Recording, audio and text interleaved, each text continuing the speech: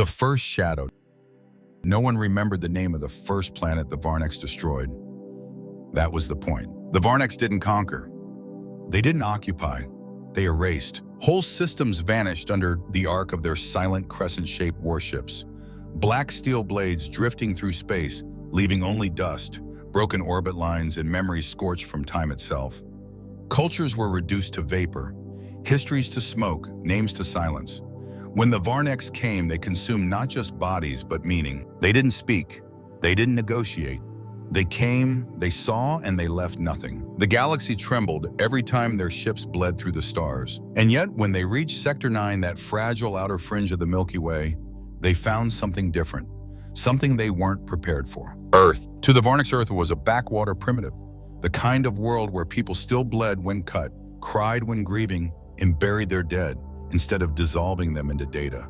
They watched humanity from afar, saw our petty wars, our fractured governments, our emotional leaders screaming across frequencies like children in a playground. They judged us, and for the first time in their long history, they underestimated a species. That mistake would cost them. The warning came too late. By the time the interstellar defense grid screamed Red Titan base, Earth's forward colony on Saturn's largest moon had already gone silent. What little came through was broken, desperate. They're not taking prisoners. Repeat, not taking static silence. The kind of silence that was heavier than death. Earth had hours to respond. But what the Varnex didn't know was that Earth had been preparing not loudly, not openly, but in the way only a species forged in chaos could. While the Varnex expanded in a straight line of victories, humans had evolved sideways, adapting through centuries of fighting their own kind, mastering the one thing we'd always done better than anyone else: survive. And sometimes when it mattered most, fight back. At the edge of Neptune's orbit, deep in the shadow of dead moons and void light, a ship slept. She had no call sign, no transponder, no official record. Even within military archives, she existed only in fragments of redacted documents and half-deleted ghost files. Her name was Oblivion's Edge, more legend than fact. A rumor whispered in the halls of Black Ops Command, in between shots of synth alcohol and broken loyalties. No one truly knew what she was, only that if she ever woke, the galaxy would feel it. She wasn't a fleet, she wasn't a battalion. She was one ship, but not just any ship. Into her dark heart, humanity had poured every stolen alien tech, every experimental system too dangerous for standard use, a quantum AI that thought like a soldier and dreamed like a human, an engine that folded time cannons, that unmade matter. Her hull was blacker than space, not painted but designed to devour light like a predator waiting to pounce. They said she had never been activated. They said even Earth's high command feared her. But now, as the shadow of the Varnex crept toward Mars and Titan base burned without so much as a scream, the order came, direct from high command. 3 words, encrypted and irreversible: activate Oblivion's Edge. A pulse echoed through the void. Systems flared, ancient and alive, cannons aligned with clockwork precision. Engines whispered promises of destruction. And at the helm, eyes closed, hands still, scarred from wars of long-buried Captain Adrian. Vox opened his eyes. He had died twice or so, the stories claimed. Once in the siege of Europa, once again in the collapse of the lunar resistance. And yet here he stood, not a ghost, but a commander forged in silence and fire. He stared at the map, red dots, hundreds of them. Varnex vessels descending on Mars like a swarm of blades. He didn't blink. He didn't flinch. He simply whispered, "Plot a course, we're going hunting." Oblivion's Edge awakens. The stars didn't notice when Oblivion's Edge stirred for the first time in a decade, but the void did. Every system lit up in stages, not in chaos, but in ritual, like a heartbeat remembering its rhythm. Lights flickered along her spine, blinking pale blue, then turning crimson as weapon protocols came online. Her hull shivered, not from movement, but from purpose. She had not moved in 10 years. Now she was hungry. Inside the bridge, the air was still thin and cold, untouched by breath or blood. And then he stepped forward. Captain Adrian Vox, wrapped in a dark coat bearing no insignia, no nation, no history, stood at the command console as if he had never left it. His face bore the stories of 2 lifetimes, a gash down his jawline, silvered at the edges, a faded tattoo of Earth's original defense fleet half hidden beneath his collarbone. His eyes weren't the kind that searched. They remembered. He didn't ask for diagnostics. He didn't request status reports. He simply said, "Wake her." The AI responded smooth and cold, like ace sheeting across steel. Oblivion's Edge fully operational. All systems standing by, weapon cores online, engine coils at charge, quantum field stabilizing, awaiting combat directive. Adrian's eyes drifted to the star map, red dots again. But closer now. Mars was no longer a target, it was a killing floor. Civilian relays were already dark. Earth's fleets were scrambling, uncoordinated, hopelessly late. But they weren't needed, not this time. He turned gaze sweeping across the crew. Not many, not standard, but the best rarely were. Aro the pilot wore an old pressure suit with scorch marks down one side and burn tattoos up his neck, a souvenir from the time he crashed a cruiser into a sun and lived to tell the tale. Ray, weapons officer, had rebuilt half the ship's forward cannon systems with her own hands after losing her family to the Varnex. Her fingers were still stained from plasma burns she never bothered to treat. Kessa Medic had once stitched a man's artery closed in 0G during an active firefight. She didn't speak often, but when she did, it was final. They weren't just soldiers, they were survivors. And more importantly, they were angry. Adrian nodded once. We intercept. We don't wait for Earth's approval. They're already dead if we do. The ship moved, and the galaxy held its breath. Oblivion's edge didn't punch through space, she slid. Her drive didn't roar. It hummed like something ancient, awakening with hunger beneath the floorboards of the universe. She emerged from hyperspace 120,000 kilometers from the first Varnex destroyer. The enemy vessel was monstrous, twice the length of an Earth carrier, bristling with weapons grown not built. Its hull pulsed with bioluminescent veins, sickly red, like the heartbeat of some slumbering leviathan. It glided not like a ship, but like a predator, already bored of the kill. Oblivion's edge didn't wait for a challenge. She opened fire. One shot, one breath, one moment, and the Varnex destroyer ceased to exist. The plasma beam that burst from her spinal cannon didn't just pierce it unmade. There was no explosion, just silence and drifting debris. On the bridge, no one celebrated. Adrian didn't smile.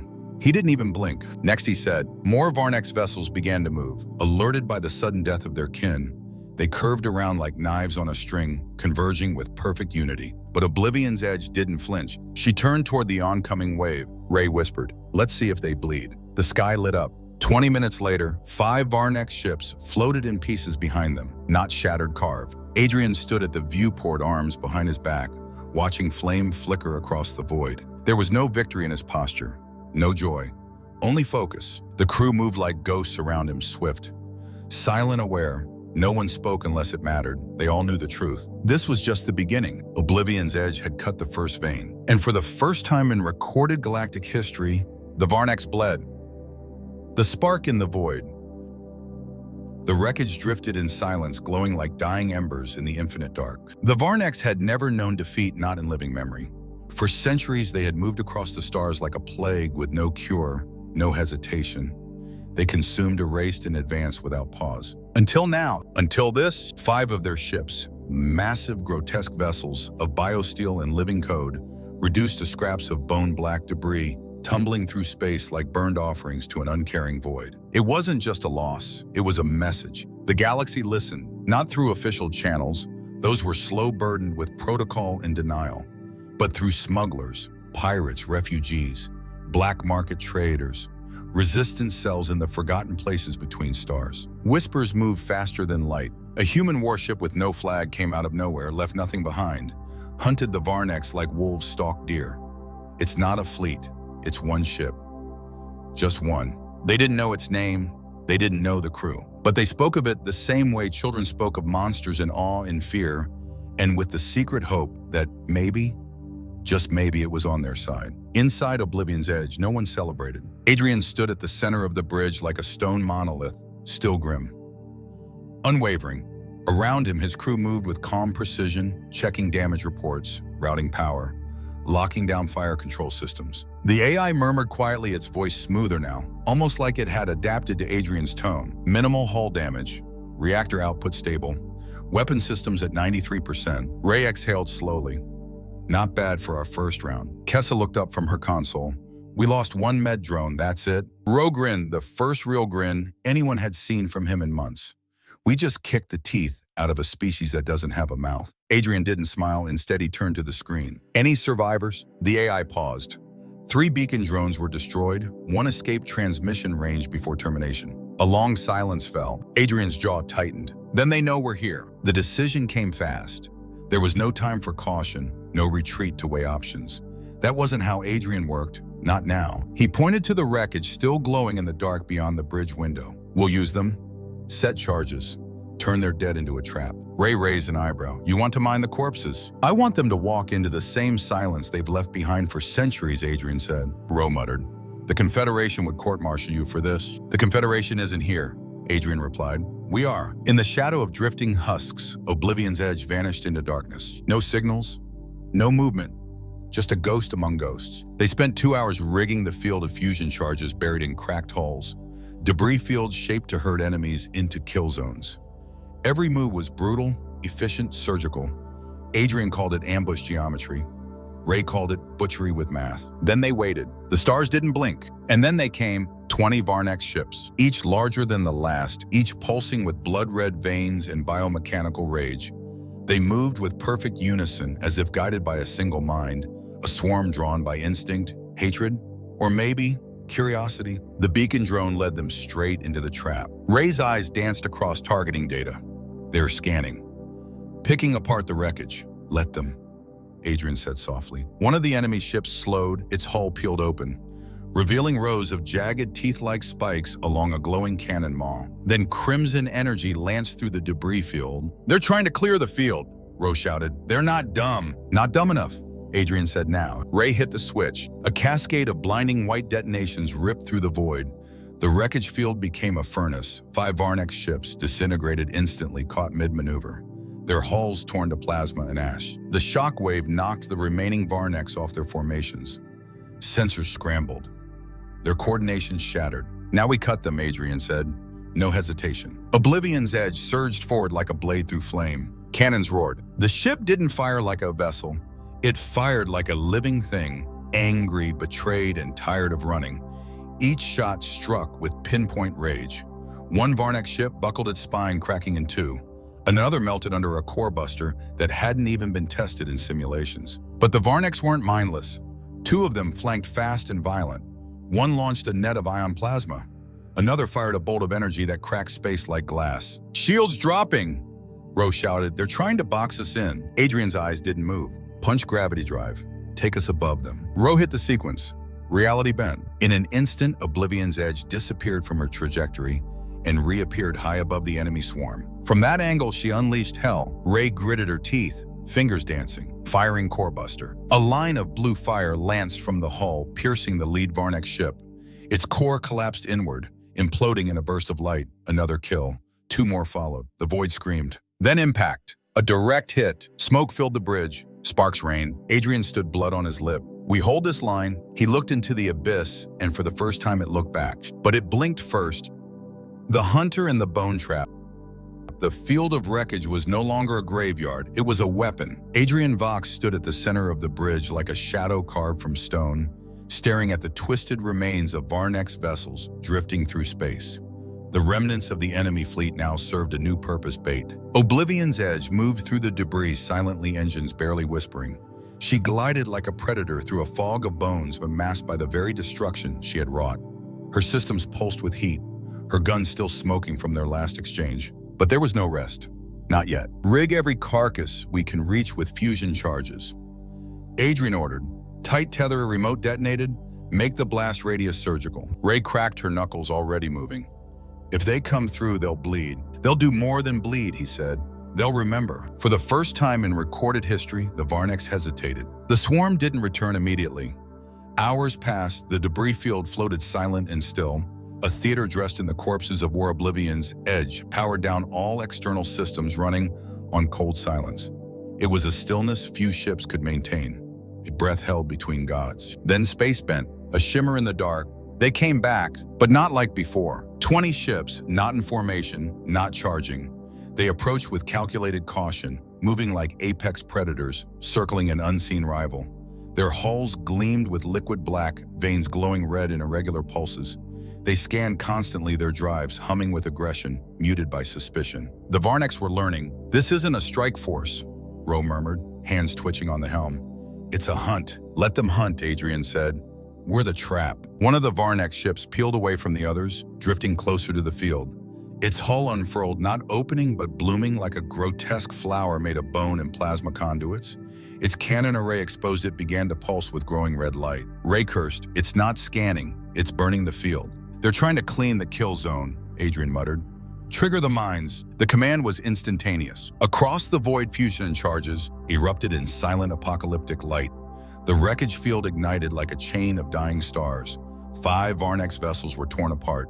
One caught mid-acceleration, shearing itself in half. Confusion spread through the swarm. Their unified movement cracked. Some fled.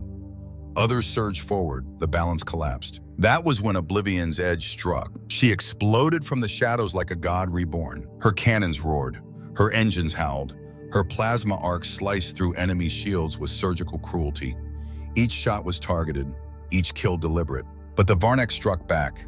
2 ships moved in tandem, flanking with impossible coordination.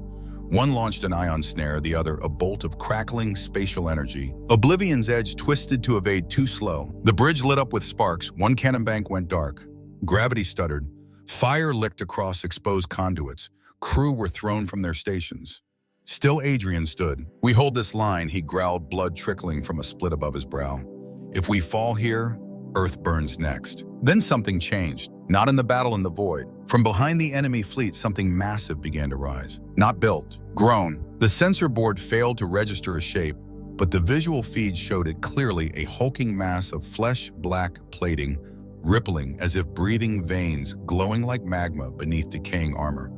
It moved with an unnatural slowness, not driven by engines, but by will. It wasn't just a ship, it was a creature. Ro whispered the only word anyone could find. "What the hell is that?" The AI spoke, voice unstable, unclassified biosignature.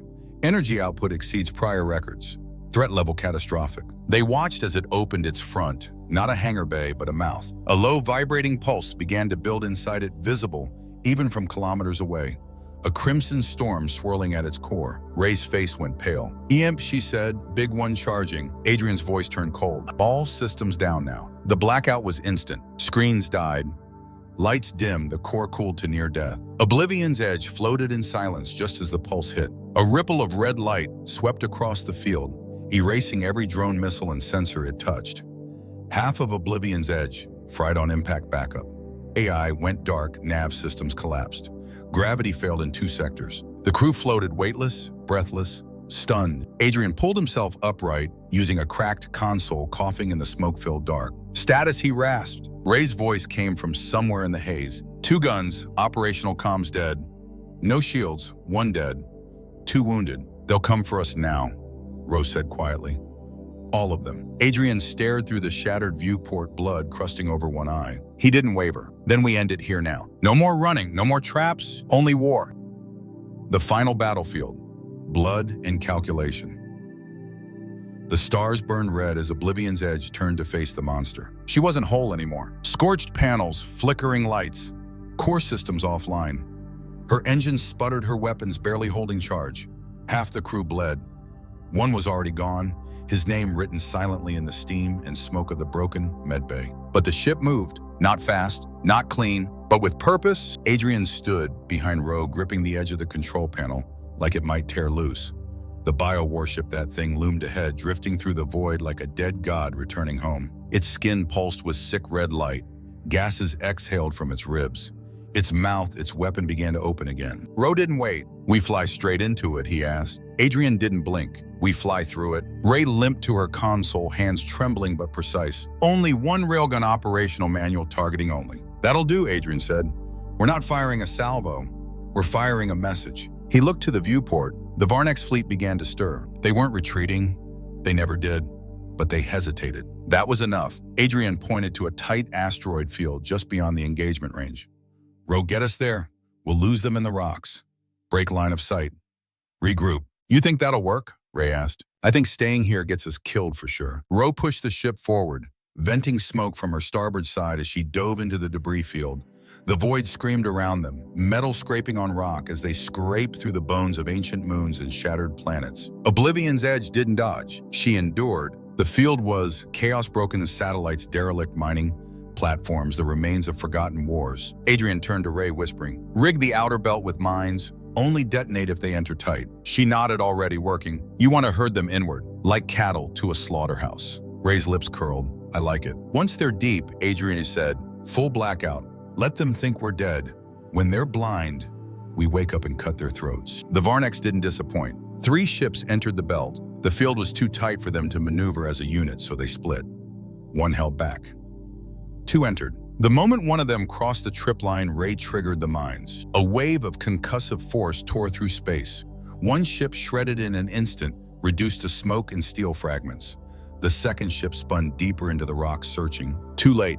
Inside Oblivion's edge, power dropped to 0. No lights, no sound, not even the AI. Just breath, just waiting. Then a whisper through Adrian's earpiece. Target locked. He gave 1 word, execute. The particle lance ignited not with sound, but with light and heat and finality. A beam of energy carved through the debris, slicing the 2nd Varnex ship in half. There was no explosion, just disintegration. Then silence again. The 3rd ship, still outside the field, turned away. Ray's eyes widened. They're retreating. They never retreat. They're learning, Adrian said. His voice was flat. They finally learned fear. But it wasn't over. 12 hours later, the message came. It wasn't a call for help. It was a scream, a transmission on a long-dead frequency from the exoplanet colonization era.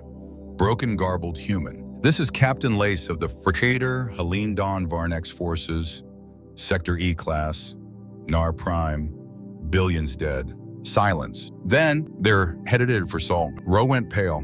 Nar Prime is 6 jumps from Earth. Ray's voice was hollow.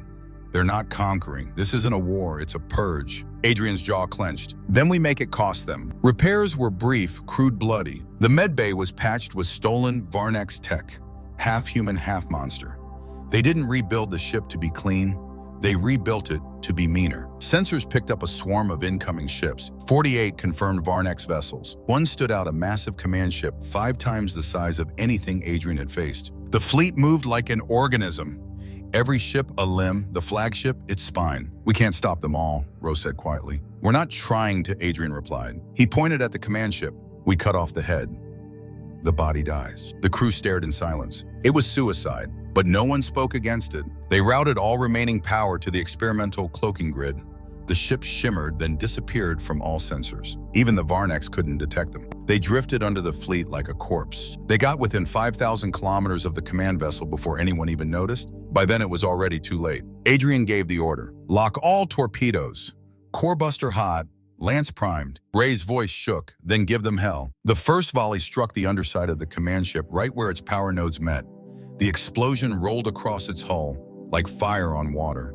Lights died, its movement stuttered. Then the lance fired, cutting through its command spine, severing its connection to the fleet. The swarm faltered. Their formations collapsed. Some ships simply froze. Others turned blindly in the void, trying to coordinate without central input. Ro whispered, "It's working." They're panicking. No, Adrian said. They're adapting, brace for counterstrike. 20 ships turned at once. Oblivion's edge was no longer a ghost. She was a target. The swarm came a wave of hate and vengeance and retribution. Adrian gritted his teeth. Then we dial out. They didn't fire like soldiers. They fired like demons, and the war was far from over. Evolution in the dark. The blast that tore through the stars should have ended them. Oblivion's edge spun end over end, caught in the shockwave from the Varnex flagship's collapse. Fire swept across her hull. Shields vaporized, steel cracked like bone. On the bridge, consoles exploded. Men and women screamed, then silence. No power, no light, no direction, only the breathless drift of a dying warship in the void. Adrian pulled himself up, one hand pressed to a bleeding wound above his eye. His other hand clung to what remained of the command rail. Status, he choked. No one answered at first. Then through smoke and static, "Comms down," Ray said, targeting dead. "Artificial, gravity offline. We've got 2 guns left, maybe." Ro groaned from his seat, half-conscious, face streaked with ash. "We're floating in a coffin." Kessa was already dragging the dead to one side of the bridge. There was no time for words, no time for grief, only war. "They'll come for us now," Ray said, coughing through dust. Adrian's eyes narrowed. "Then we finish this." Before anyone could respond, the console pulsed red, not flickered. Pulsed like a heartbeat. Then something else blinked into existence on the external sensors. It wasn't Varnex, and it wasn't human. A small vessel drifting from the wreckage of the bio flagship, or perhaps grown inside it like an afterbirth. Its hull resembled bone and molten glass, organic and unnerving. It didn't power up, it didn't fire weapons. It just drifted. Toward them, Ray's voice shook. "That's not a ship, it's alive." "Intercepted," Adrian ordered. Don't let it touch the hull. They tried, they failed. The moment the thing touched the bow of Oblivion's edge, alarms screamed. The AI reactivated with a digital shriek. Foreign entity detected hull breach.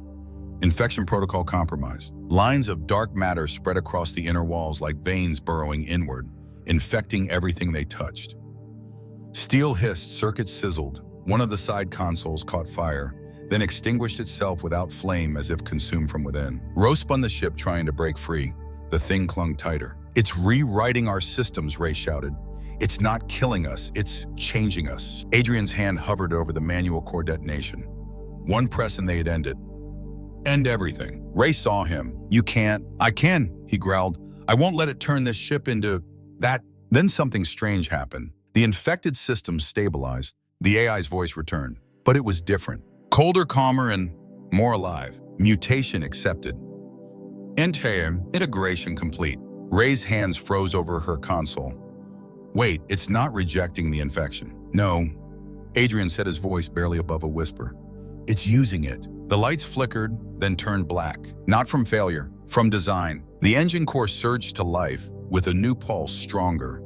Rhythmic, a mix of human power and alien instinct. The hull sealed itself. Not welded, regrown. Adaptive plating folded over scars like flesh over old wounds. Inside, the air felt different. Warmer, hungrier. Ray's eyes widened as she read the new diagnostics. Power output has tripled.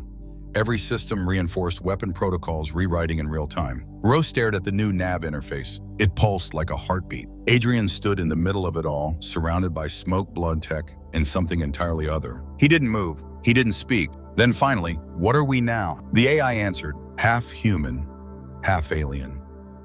All vengeance." The silence didn't last. New threat signature detected. The AI said Varnek's central node, 13 light years. Ray turned to Adrian, mouth dry. "They'll come again." He nodded. "And we'll go first." He sat down in the command chair, slow, steady, like the captain of a beast. "Now pardon." "Yeah, part galaxy's worst nightmare." "Set course." Ro hesitated, then obeyed. Behind them, the battlefield burned. Shards of Varnek's bone ships drifted like shattered idols. And from the center of it all, Oblivion's edge turned her new hull dark as murder and smooth as a blade, bleeding red light from beneath the plating like a thing reborn. No one knew how long she'd last in this form. She wasn't built to survive anymore. She was built to end things. "We go first." 2 days passed. Oblivion's edge drifted through the black engines, cooling systems, stabilizing after the mutation. The ship no longer hummed, it breathed. Lights along the corridor walls pulsed with alien rhythm. AI systems whispered to each other in fragmented tones, half code, half thought. The crew worked in silence. Ray rewired the weapons grid, her fingers raw and burned. Ro reprogrammed the navigation matrix by hand, cross-referencing ancient star charts. Kessa salvaged medical gear from the corpses of Varnek's ships, turning bone and biotech into healing tools. They didn't rebuild the ship. They reforged it, harder, hungrier, worse. The message came on a low-band encrypted frequency, a direct line from high command. The screen on the shattered bridge flickered to life, revealing the face of General Mara Voss, head of the United Earth Confederation's Defense Council. She looked exhausted. Her uniform was crisp, but her eyes were hollow. Behind her, the war room buzzed with noise and light. Too much panic, too little control. "Captain Adrian Vox," she said, "you've started something we can't contain." Adrian said nothing. "You disobeyed orders. You engaged an unknown biothreat without authorization.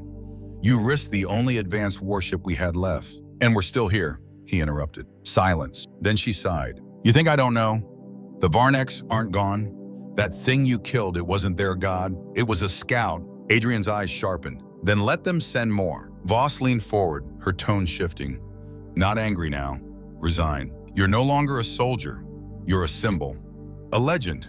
And legends don't follow orders." She paused, the weight of it settling between them like gravity. "So we're reactivating your command. Not as punishment, as a message." She looked straight into him. "You are Earth's blade now. No more oversight, no more councils, no more way-outing.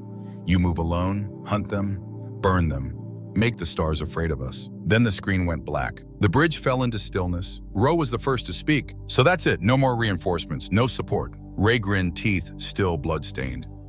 "Good, we move faster without dead weight." Adrian didn't look at them. His gaze rested on the viewport on the stars beyond. "We go first," he said. They rebuilt in the dark. no docks, no stations, only wreckage and desperation. Ray manually rebooted the AI core fingers, blistered from alien metal. Ro rerouted power through salvaged Varnex reactors.